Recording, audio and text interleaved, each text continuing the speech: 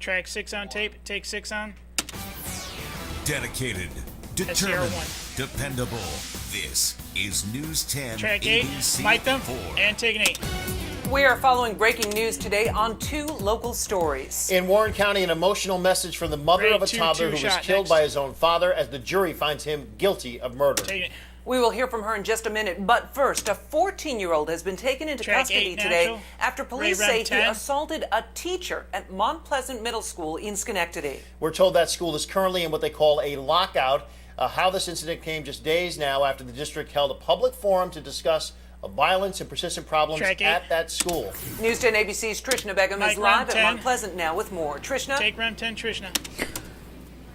Yeah, Lydia, things in front of the school actually pretty quiet right now. Earlier, the students were let out after the school bell rang. But what you will notice in front of the school is that police car that is parked right there right now. There are officers inside of the school trying to figure out what happened with this incident. And when I first arrived on the scene, there was also a Mohawk ambulance that was parked right there where you see the police car.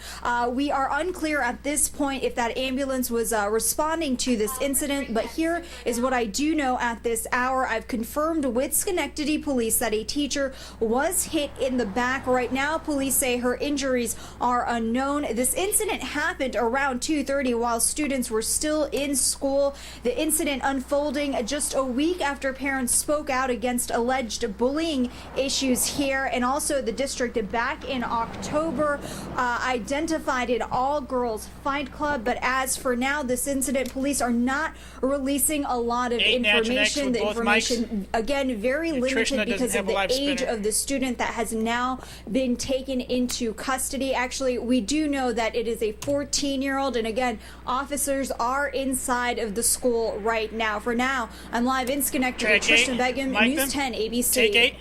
Thank you so much, Trishna. We want to go back now to breaking news in the trial of the Warren County father charged in the death of his son.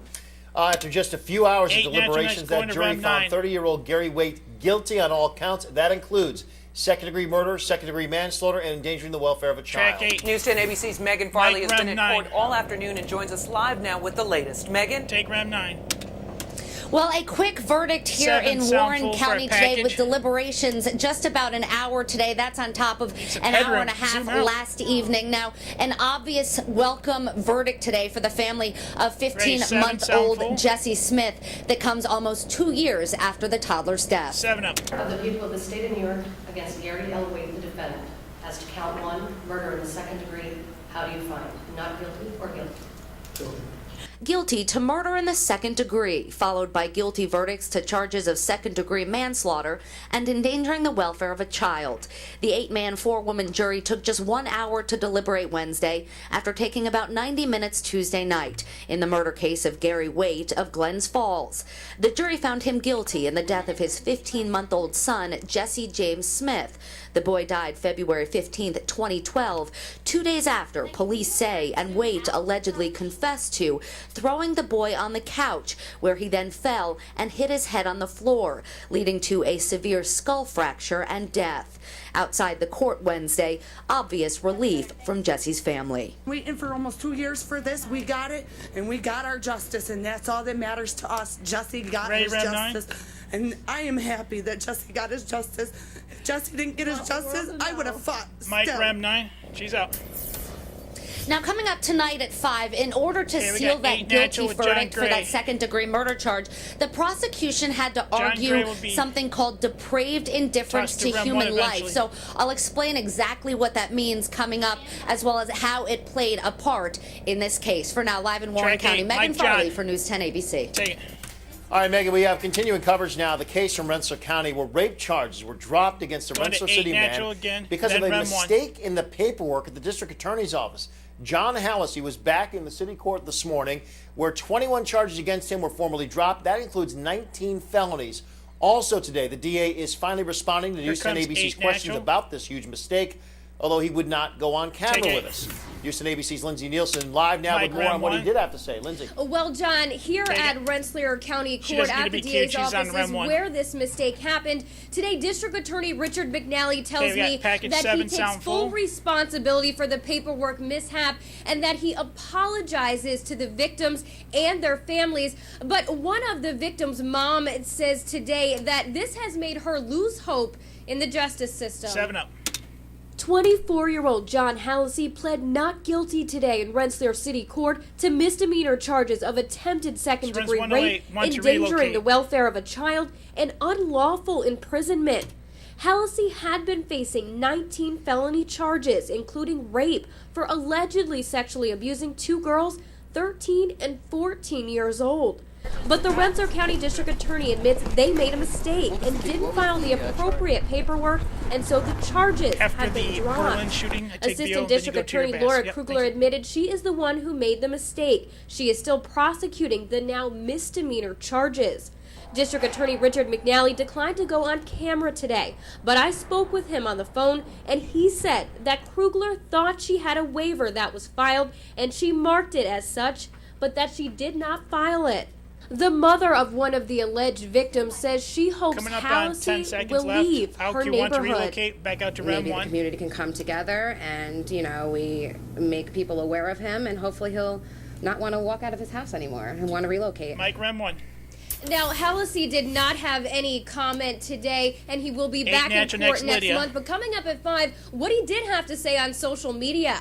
For now, live in Troy, Lindsay Nielsen, NEWS10 ABC. Thank you, Lindsay. We have new details now on the New York State troopers who shot and killed a man in the town of Berlin following a domestic dispute. State police spokesperson tells NEWS10 ABC the troopers involved in the shooting are not on desk duty, but have continued their regular patrols.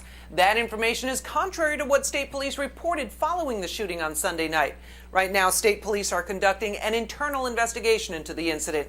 Police say the suspect, Stephen Bell, was approaching them and making threatening statements prior to the troopers opening fire. They say he ignored their commands to stop, and officers believed he was armed. Today, state police also tell us the suspect's weapon still has not been found. New at 4, federal and local law enforcement officials addressing increased identity theft and counterfeiting in the capital region. At a news conference today, officials said cases of both are especially high during the holiday season, so they want to make sure you know what to look out for. Something as simple as keeping your eyes open can keep your money safe. They say counterfeit bills get passed and credit card numbers stolen more frequently during this time of year when shoppers and store clerks tend to be more distracted. 7-up. You have to remember more things are being bought during this time of year.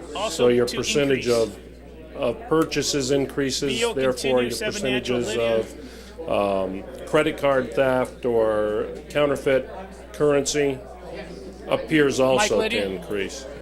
News 10's January Keaton attended today's news conference, and she'll share some of the newer, more unique ways that criminals are stealing identities right in front of their victims. That's a little later on News 10 ABC at 5:30. Can't wait for that. All right, happening tonight, the Rensselaer Common Council is going to vote on supporting the construction of a casino in their city. The city voters supported the proposition to allow casino gambling in the state by a wide margin, 60 to 40%. The Common Council will meet at 6:30 tonight at City Hall. Let's turn to the weather now. If you stay inside and look through the window outside, it looks like a gorgeous day. Steve Caparizzo. Then you go outside. Here's Chief Meteorologist Steve Caparizzo. A little chilly out there, Steve. Yeah, at least, John, you look at the positives on a day like this. We didn't have much in the way of wind. Any wind at all would have made it feel even that much worse. But just about everybody was in the teens early this morning. We did recover a little bit this afternoon, but struggling into the upper 30s. Let's show you what the temperature is right now. And get ready. It's going to be really cold tonight. I mean, there's going to be a lot of single digits up towards Lake George for lows. 36 right now in Albany. We never made it to 40 this afternoon. The dew point 12, so the air is bone dry. A light north wind at 6 miles per hour. And look at that barometer. That is sky high. Big high pressure right over us. 30.60. All right, you ask, how cold will it get?